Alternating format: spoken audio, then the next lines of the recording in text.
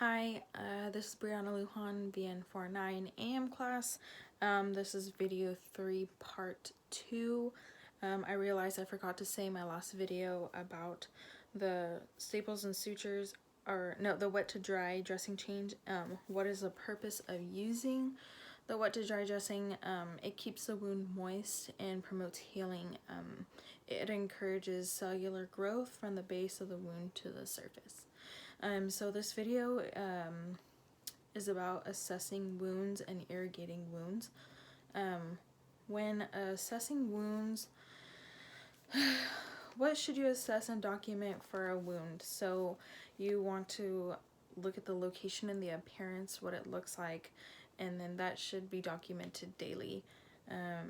You want to know the number of and the types of dressings that are being used,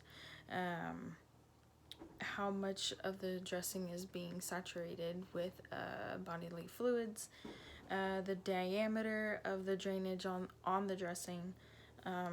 Take note of any of the drainage, note any swelling, odor, separation of the skin, and complaints of pain. Use the back of your hand, because you don't want to just touch. Use the back of your hand to test for warmth or even edema, and also assess how secure the dressing is on the patient. For irrigating wounds, yes, this is a sterile procedure. When you perform the skill, you want to first check what solution the doctor has ordered, because you don't want to get the wrong one. You want to perform hand hygiene, assess the wound, and wear a gown and goggles, because you never know,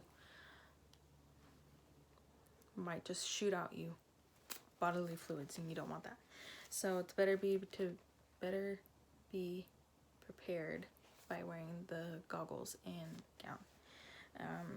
You want to set up your area, set the solution in a basin of hot water to start warming up the solution, just to get it to body temperature so that it's comfortable for the patient.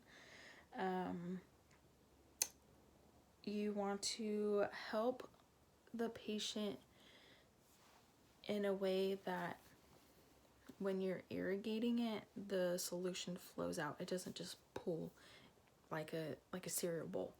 So if it's on the side, you kind of want to, say it's on the right side, like right here, you kind of want to lay them on this side onto your left, so that it can just drain on your back or something. You want to make sure you protect the bed. You want to put towels or a pad under the patient. Then you want to open your kit and then get your get everything ready. You want to apply sterile gloves.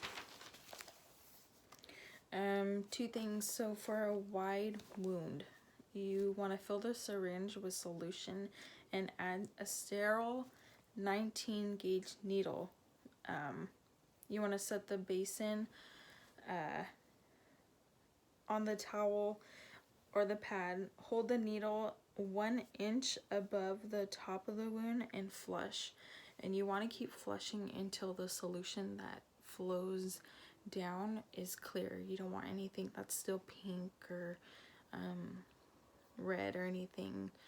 You just want to make sure that it's all cleared. That way you know that you completely cleaned it. And then for the deep wound, you get an already ready catheter syringe. You insert the tip of the catheter into the opening of the wound 1/2 inch or a centimeter. And then you want to flush with slow continuous pressure, and the same as the wide wound, you want to keep flushing it until the solution that flows out is clear. After you're done with that, if ordered from the doctor for a culture, you'd get the culture after you perform the irrigation. And then you want to make sure you just dry the edges of the wound. Apply the correct dressing. You don't want to put one that's too small or way too big. And then you want to label it with the date, the time, and your initials. And after that, you want to remove your PPE, throw away your gloves, perform hand hygiene. Also, you want to ask the patient if they want to get back into a more comfortable position or if they're fine the way they are. And then you also want to make sure that you're periodically assessing the dressing just to make sure that it's still intact. And that's it.